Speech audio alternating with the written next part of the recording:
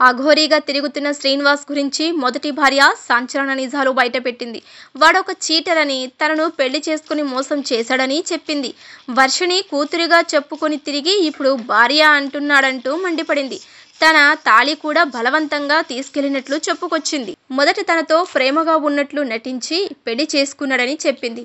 తాను గోమాత ఆశ్రమం పెట్టుకోవాలని అనుకున్నామని, అఘోరీ కూడా దానికి సపోర్ట్ చేయడంతో నమ్మినట్లు చెప్పింది. తనలాగా వర్షిణి జీవితం నాశనం కాకూడదని, అతని నుంచి బయటపడాలని కోరింది. తనకు అంగం లేదని, మహిళను అంటూ జనాలను పిచ్చోళ్లను చేసి లొంగదీసుకుంటున్నాడని చెప్పింది. నిజంగా పురుషాంగం ఉన్నవాళ్లు కూడా అంత ప్రేమ చూపించరని చెప్పింది. తన దగ్గర చాలా ఆధారాలు ఉన్నాయని, అన్నీ బయట పెడతానని తెలిపింది. తన తాళి కూడా గతంలో బలవంతంగా లాక్కెళ్లిపోయాడని, అఘోరీ మెడలో ఉన్న వెండి తాడు తనదేనని ఆమె బయటపెట్టింది. దీంతో అఘోరీ అంశం మరోసారి చర్చనీయాంశమైంది. ఇదిలా ఉంటే అందరూ ఊహించినట్లుగానే లేడీ అఘోరీ, వర్షిణి మ్యారేజ్ చేసుకున్నారు.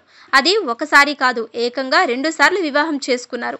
మొదటిసారి విజయవాడ కనకదుర్గమ్మ టెంపుల్లో బ్రహ్మ ముహూర్తాన తెల్లవారుజామున 4 గంటలకు వర్షిణి మెడలో అఘోరీ తాళి కట్టింది. రెండవసారి వర్షిణి ఇంట్లో ఫ్యామిలీ సమక్షంలోనే బంగారు చైను మెడలో వేసి మ్యారేజ్ చేసుకుంది. ఇది గడిచి చాలా రోజులే అయ్యింది. కానీ ఇప్పుడు ఈ విషయాలు వెలుగులోకి వచ్చాయి.